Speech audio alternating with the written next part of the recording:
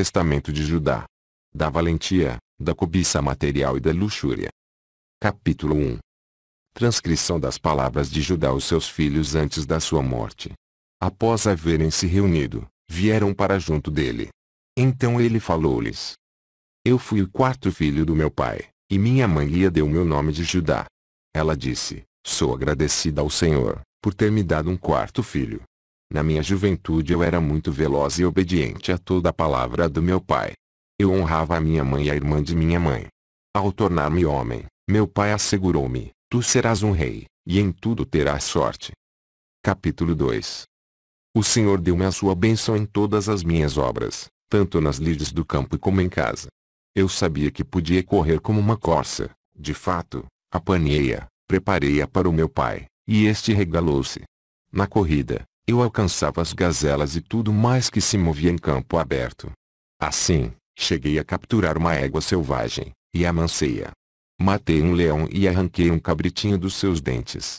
Agarrei um urso pelo pé e arremessei-o num abismo, onde caiu e arrebentou-se. Corri para par com um barrão selvagem, sobrepujei-o, agarrei-o e o fiz em pedaços. Um leopardo atacou meu cão, em Hebron. Agarrei-o pelo rabo e atirei-o contra as rochas, partindo em 2 pedaços. Agarrei pelos chifres um touro bravio, que pastava nos campos, sacudi-o em círculo, atordoei-o, atirei-o ao chão e matei-o. Capítulo 3. E quando os 2 reis cananeus, acompanhados de grandes números, vieram armados sobre os nossos rebanhos, eu corri sozinho contra o rei de Azor, agarrei-o, golpeei-o nas tíbias, arremessei-o ao chão e o matei. Da mesma forma acabei também com o outro, rei de Tapuache, que vinha montado a cavalo.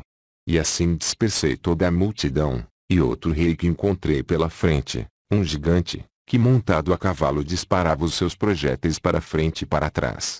Arremessei uma pedra de 60 libras no cavalo, matando-o. Depois lutei por 2 horas. Quebrei o seu escudo em 2, amarrei-lhe os pés e o trucidei. Arranquei-lhe a armadura, então vieram 9 dos seus companheiros para me enfrentar. Segurei minha roupa com uma mão e comecei a alvejá-los com pedras, matando 4 deles. Os demais fugiram.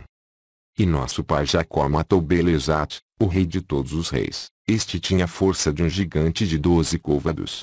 Foram acometidos de tremor, então desistiram de lutar contra nós. Por esse motivo, quando eu estava ao lado dos meus irmãos, nos combates, meu pai ficava livre de preocupações. Ele tivera uma visão a meu respeito que um anjo forte me acompanhava por toda parte, não permitindo que eu fosse batido. Capítulo 4. No sul, enfrentamos uma batalha ainda maior do que a de Siquém. Preparei-me para a luta, ao lado dos meus irmãos. Persegui 1000 homens e eliminei cerca de 200 deles, bem como 4 reis. Depois escalei os muros e matei 4 heróis. Invadimos Azor, saqueando-a completamente. Capítulo 5. Num outro dia, marchamos contra Aretã, cidade fortificada, circunvalada e inacessível, que nos ameaçava de morte. Eu e Gad aproximamo-nos da cidade pelo lado norte, enquanto que Ruben e Levi aproximavam-se pelos lados sul e oeste. Os que se encontravam sobre os muros imaginavam que nós estávamos completamente sós, e avançaram contra nós. Os irmãos, porém, escalaram sorrateiramente a muralha com escadas, a partir de 2 pontos diferentes, e assim tomaram a cidade de assalto. Subjugamo-la com o fio das nossas espadas, aprisionamos os que se refugiaram na torre, e em seguida incendiamos a cidade. Retiramo-nos. Homens de Tapuache avançaram sobre os prisioneiros. Vimos isso e atracamo-nos com eles. Foram batidos, e nós retomamos o nosso espólio. Capítulo 6. Eu me encontrava junto às águas de Cozeba, quando os de Jubel avançaram contra nós em pé de guerra. Enfrentamo-los e os derrotamos, e também os de Silo, seus amigos. Não passaram por nós. No 5º dia, moveram-se contra nós os de Machir, e eles queriam apossar-se dos nossos prisioneiros. Avançamos contra eles e vencemo-los numa grande batalha, pois havia entre eles grande número de heróis. Derrotamo-los quando ainda se preparavam para o encontro. Assim, chegamos à sua cidade. As mulheres deles jogaram pedras contra nós do topo do monte sobre o qual se assentava a cidade. Então eu e Simeão ocultamo-nos na sua retaguarda. Assim, galgamos elevação, e depois arrasamos a cidade completamente. Capítulo 7. Num outro dia, foi-nos comunicado que se levantava contra nós o rei de Gás, com um numeroso exército. Então eu e Dan disfarçamo-nos de amorreus, e assim entramos na cidade como amigos. Nossos irmãos aproximaram-se na calada da noite, e nós abrimos os portões para eles. Eliminamos a todos, juntamente com seus bens, expulhamo-los completamente, e pusemos abaixo o muro triplo da sua cidade. Chegamos depois a Tana, onde se encontravam todos os fugitivos dos reis adversários. Percebendo que zombavam de nós, entrei em grande furor e avancei uma vez mais contra eles no topo. Alvejavam-me com pedras e com flechas, e se meu irmão Dan não me tivesse socorrido, teria me matado. Nós, porém, avançamos corajosamente contra eles, e todos fugiram.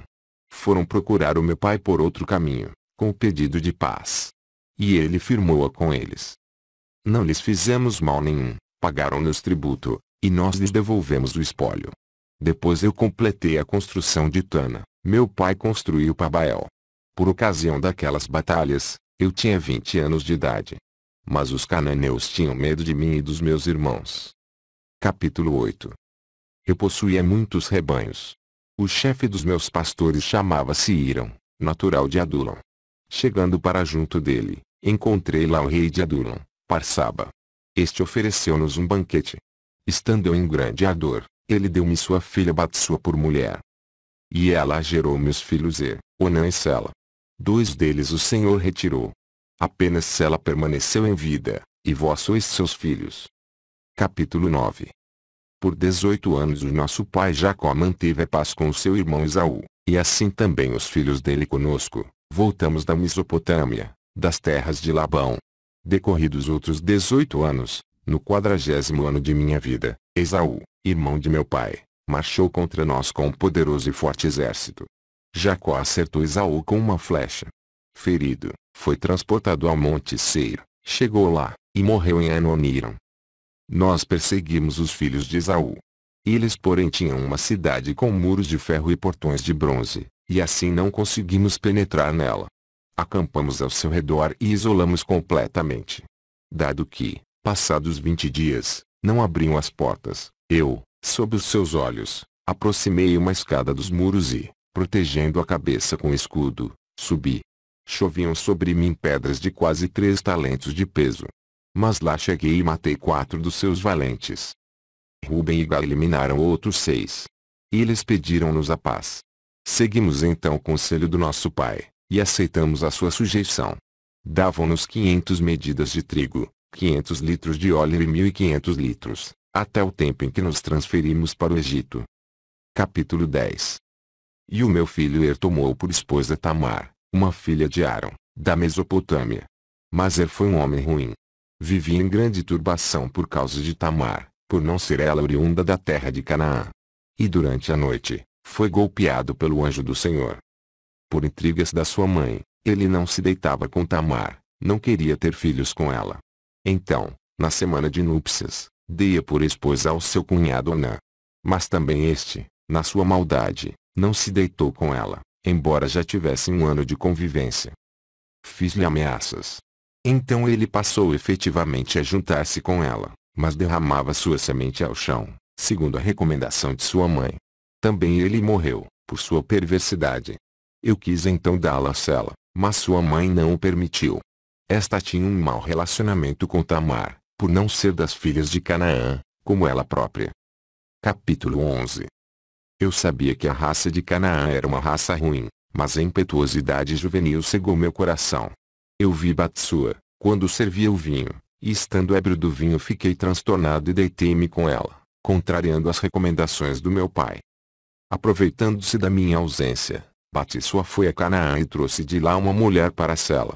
Quando soube o que ela havia feito, amaldiçoei-a na tristeza do meu coração, e ela morreu pela sua maldade, como seus filhos Er e Onã. Capítulo 12. Passados 2 anos, a viúva Tamar soube que eu estava de partida para a Tusquia das ovelhas. Então ela enfeitou-se como uma noiva e foi assentar-se às portas da cidade de Enaim. É costume entre os amorreus, que uma recém-casada se coloque por 7 dias às portas da cidade, para fins de fornicação.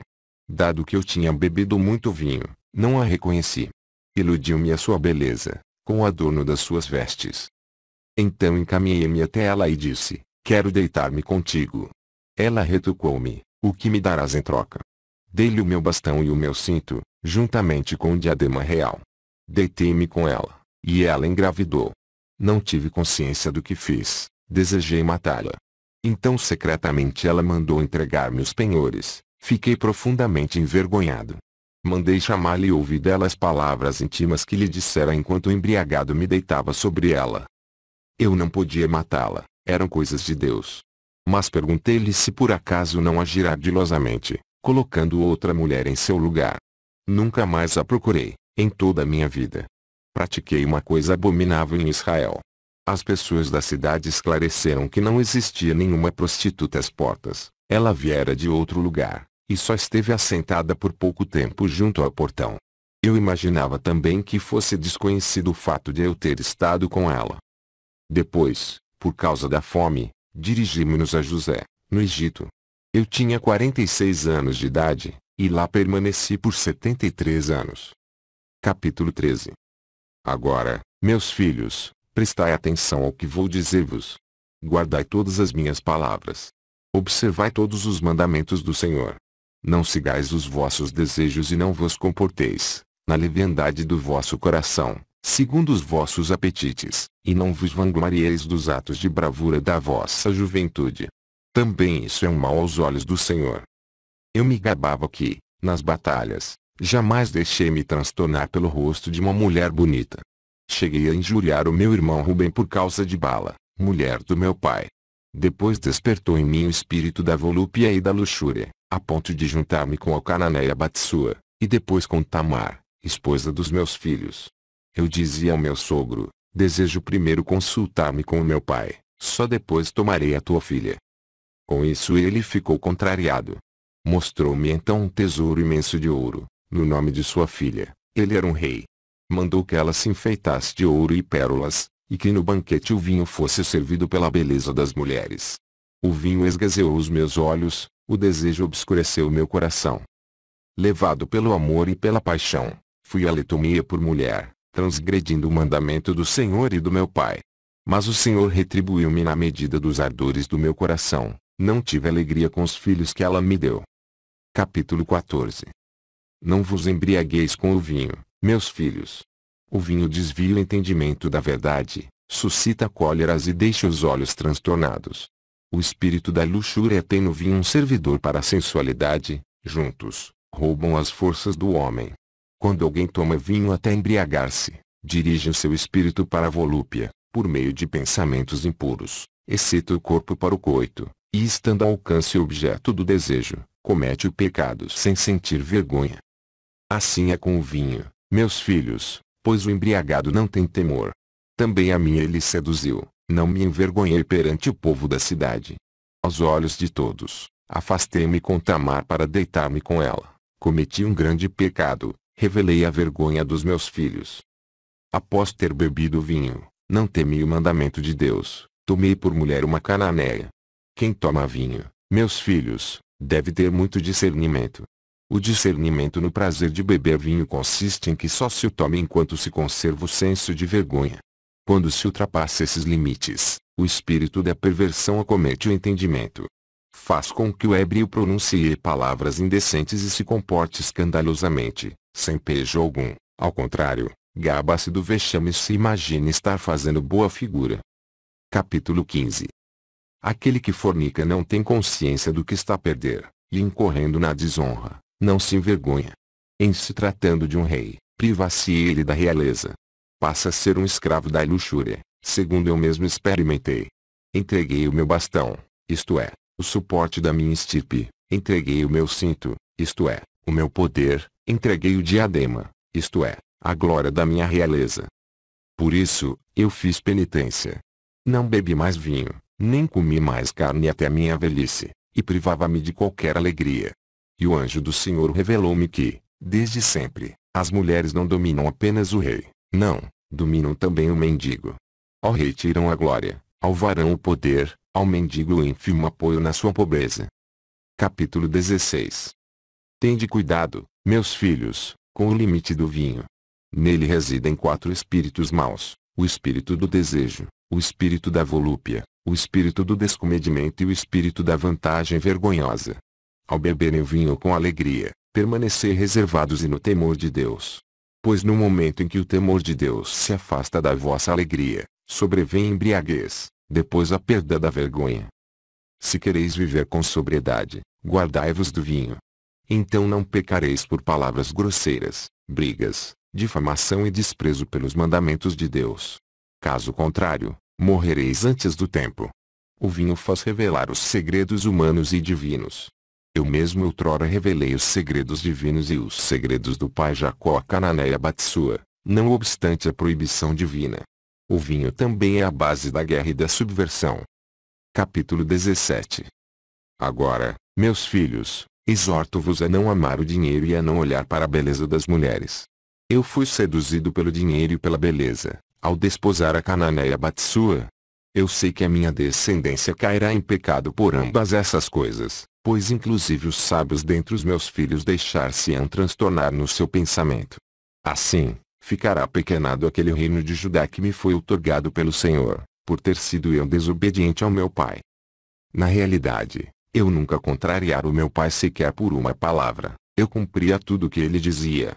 Isaque, pai do meu pai, deu-me esta bênção de ser rei em Israel. E Jacó abençoou-me da mesma forma. Eu sei que de mim procede a realeza. Capítulo 18.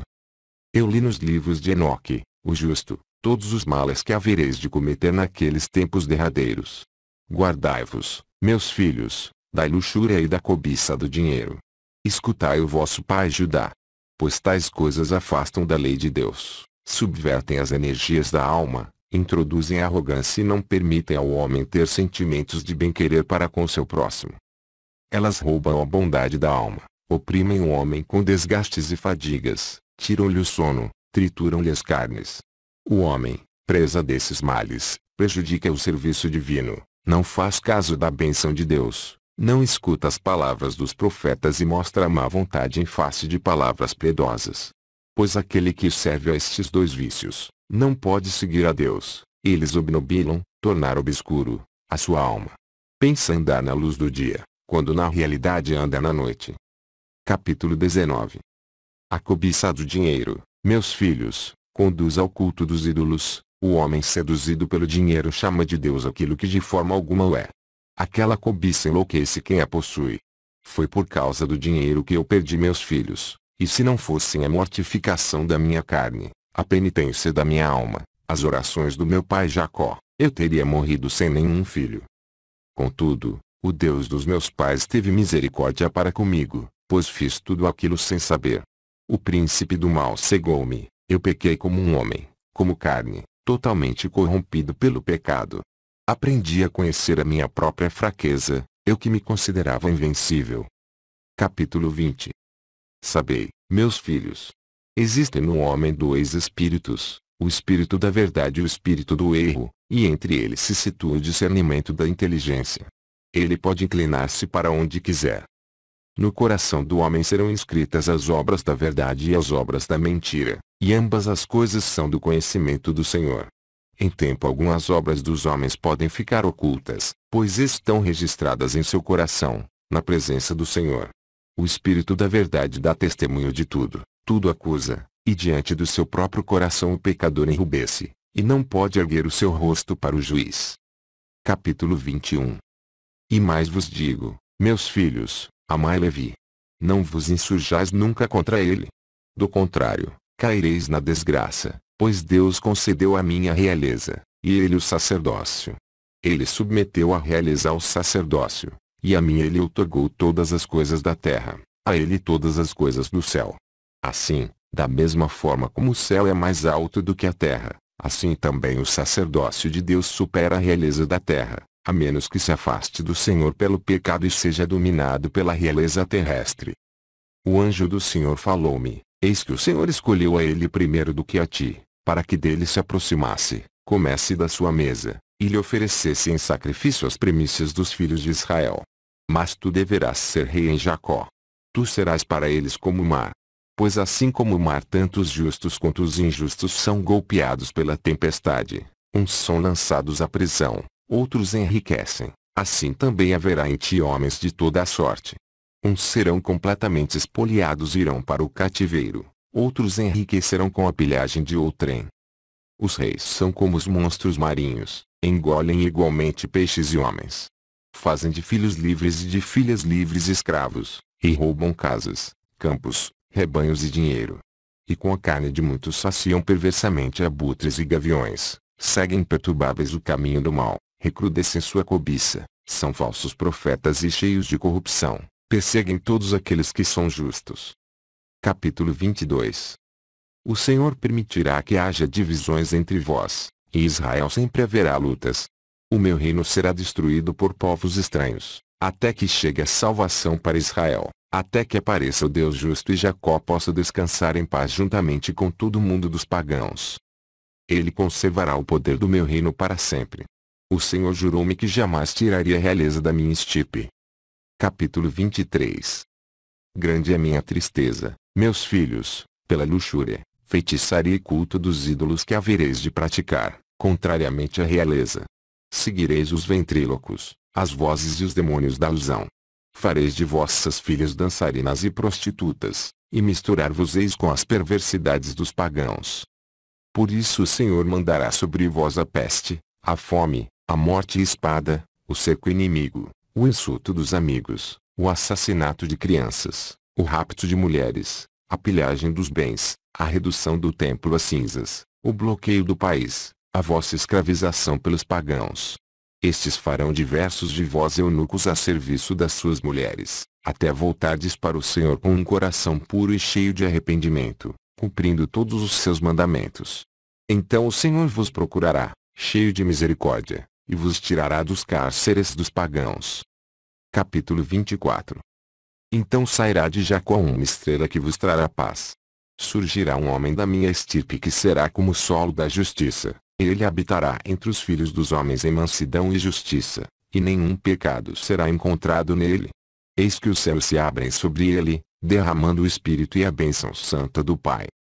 Ele mesmo derramará sobre vós o Espírito da graça, vós sereis seus filhos em verdade, e seguireis os seus mandamentos, da manhã à noite. Este é o rebento do Deus Altíssimo, fonte de vida para toda a carne. Então luzirá o cetro da minha realeza. O rebento florescerá da vossa raiz. Dele procederá um cetro justo para os pagãos, para julgar e salvar todos aqueles que invocam o Senhor. Capítulo 25. Então Abraão, Isaque e Jacó ressuscitarão para a vida, e eu e meus irmãos seremos príncipes de nossas estirpes. Levi o primeiro, eu o segundo, José o terceiro, Benjamim o quarto, Simeão o quinto, Issacar o sexto, e assim todos sucessivamente. O Senhor dará a Levi a bênção, a minha proteção do anjo, a Simeão os poderes da glória, a Rubem o céu, a Issacar a terra, a Zebulon o mar, a José as montanhas, a Benjamim Saturno, a Dan as estrelas, a Neftali Vênus, a Gad o solo, a Asser a lua. E vós sereis o povo do Senhor, com uma só língua. Aqui não existirão os espíritos fraudulentos de Belial, ele será lançado ao fogo por todos os tempos. E aqueles que morreram na tristeza, ressuscitarão na alegria.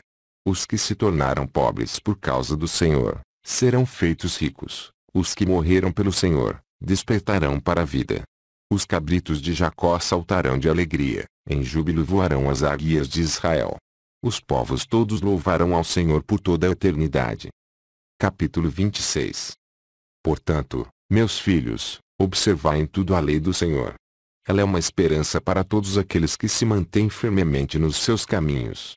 Disse-lhes depois, vou morrer hoje sob os vossos olhos, aos 119 anos de idade. Não me sepulteis com vestes luxuosas e não retireis minhas entranhas. Isso é próprio dos reis. Levai-me convosco para Hebrom. E assim, após essas palavras, Judá adormeceu. E os seus filhos cumpriram de acordo com as suas ordens, e sepultaram-no em Hebrom, junto dos seus pais. Fim.